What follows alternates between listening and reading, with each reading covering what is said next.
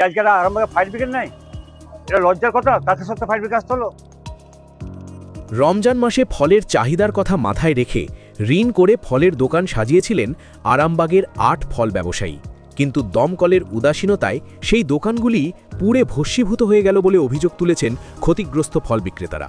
সবচেয়ে একটা যে দুঃখের বিষয় লাগলো যেটা, আরামবাগ একটা এত বড় এলাকা যেখানে ফায়ার ব্রিগেডের যোগাযোগ সবসময় থাকবে, সেই জায়গায় ফায়ার ব্রিগেড ফোন করছে, ফায়ার বলছে একটা বেরিয়ে গেছে, একটা ড্রাইভার নাই। তাহলে বলুন আজকে আমরা কোন জায়গায় দাঁড়িয়ে বাস করছি? এমন একটা জায়গায় দাঁড়িয়ে বাস করছি ভয়ঙ্কর জায়গায়। আগুন তো মানুষের ওখানে লাগে না, মানুষের কাছে বেশি লেগে আমাদের বুকে। যে আজকে আরামবাগে ফায়ার ব্রিগেড নাই? এটা লজ্জার কথা। তাকে সত্ত্বে ফায়ার ব্রিগেড আসতে হলো। সেই যে সময়টা, সেই সময়টার মধ্যে সব কিছু শেষ হয়ে গেল। আজকে বলুন আমরা গরিব বই জিনিস বন্ধ দিয়ে এইভাবে রোজার সময় একটা ইনকাম করবো, একটা আশায় বসে আছি। হ্যাঁ, আজকে আমরা সব ভবিষ্যৎ হয়ে গেল। সোমবার গভীর রাতে আরামবাগ শহরের প্রাণকেন্দ্র আরামবাগ বাসস্ট্যান্ড সংলগ্ন ৮টি ফলের দোকানে আগুন লাগে। যদিও কিভাবে আগুন লাগলো তা স্পষ্ট নয়, তবে ক্ষতিগ্রস্তদের দাবি ঘটনাস্থল থেকে ৫ মিনিটের দূরত্বে আরামবাগ দমকলের অফিস থাকলেও তারা ঘটনাস্থলে আসেননি। অবশেষে তারকেশ্বর দমকলের অফিস থেকে কর্মীরা এসে আগুন নেভানোর কাজ করেন।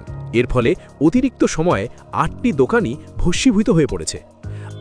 মানে সবাই সুদে ইন্টারেস্টে টাকা নিয়ে আমরা কারবার করি। ৮-৯টা দোকান কি করে আঙুল লাগলো আমরা কিছুই জানি না। আমরা ভোরবেলায় জানতে পারি, তখন ছুটে আসে দেখি দৌ করে আগুন জ্বলছে।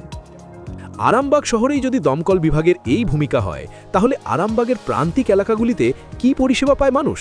সেই কথা ভেবেই আশঙ্কা তৈরি হচ্ছে। বিভিন্ন ধরনের খবরের জন্য লাইক ও সাবস্ক্রাইব করুন বাংলার কথা।